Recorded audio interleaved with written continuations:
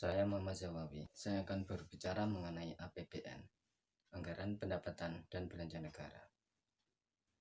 Sebagaimana layaknya sebuah bangsa, bangsa Indonesia mempunyai cita-cita melindungi segenap bangsa, melakukan kesejahteraan umum, mencerdaskan kehidupan bangsa, dan ikut melaksanakan ketertiban dunia.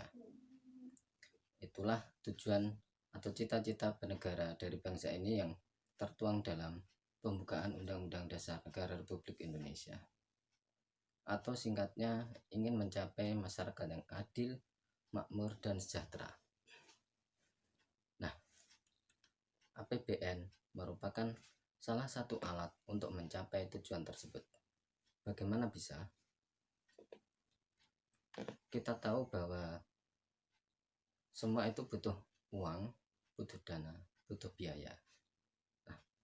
APBN merupakan rencana keuangan tahunan 1 tahun yang terdiri dari pendapatan dan pengeluaran atau belanja.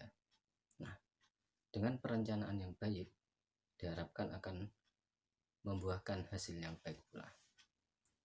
Bukankah perencanaan itu adalah 80% keberhasilan? Ya, memang dalam Undang-Undang 17 tahun 2003 APBN mempunyai fungsi perencanaan.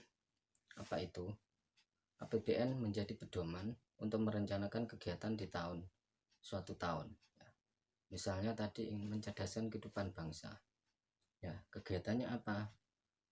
Biayanya apa? Misalnya membangun perguruan tinggi, sekolah, biaya guru, dan lain-lain.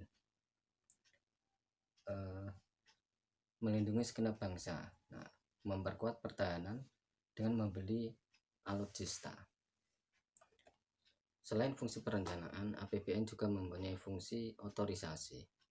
Artinya, APBN menjadi dasar dalam pelaksanaan pendapatan maupun belanja. Dengan kata lain, pemerintah tidak boleh asal membelanjakan uang rakyat. Harus ada dasarnya, yaitu dari anggaran atau APBN.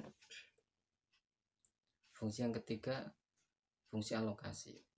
APBN mengalokasikan sumber-sumber daya yang ada ke pos-pos sehingga tidak menganggur, tidak boros, tetapi menjadi efektif dan tepat sasaran. Misalnya ada pos yang lebih, bisa digeser ke pos yang lain. Atau karena keadaan misalnya COVID-19, kita bisa menggeser atau pemerintah menggeser dari perjalanan dinas digeser ke untuk penanganan COVID-19. Misalnya membeli peralatan, disinfektan, dan lain-lain. Fungsi yang lain yaitu fungsi distribusi. APBN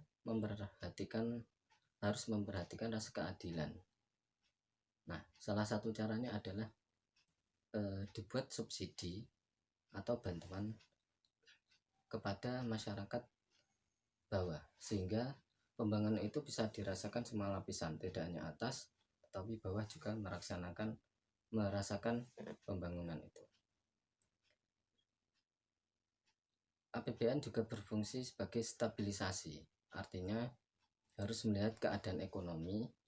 Jika keadaan ekonomi terpuruk, maka belanja harus digenjot sehingga menggerakkan roda ekonomi. Nah, itu fungsi stabilisasi. Dan fungsi yang terakhir adalah pengawasan. APBN menjadi pedoman untuk menilai apakah kegiatan pemerintahan itu telah dilaksanakan sesuai ketentuan yang ditetapkan. Nah, disinilah peran dari pemeriksa keuangan seperti BPK. BPK membandingkan antara APBN yang sudah ditetapkan dengan pelaksanaan dari APBN itu. Apakah sudah sesuai, lebih tinggi, lebih rendah, atau bagaimana? Dari situ bisa dinilai. Dari berbagai fungsi itulah kita tahu bahwa APBN itu sangat penting dalam rangka mencapai tujuan bernegara. Sekian dari saya Muhammad Zawawi. Wassalamualaikum warahmatullahi wabarakatuh.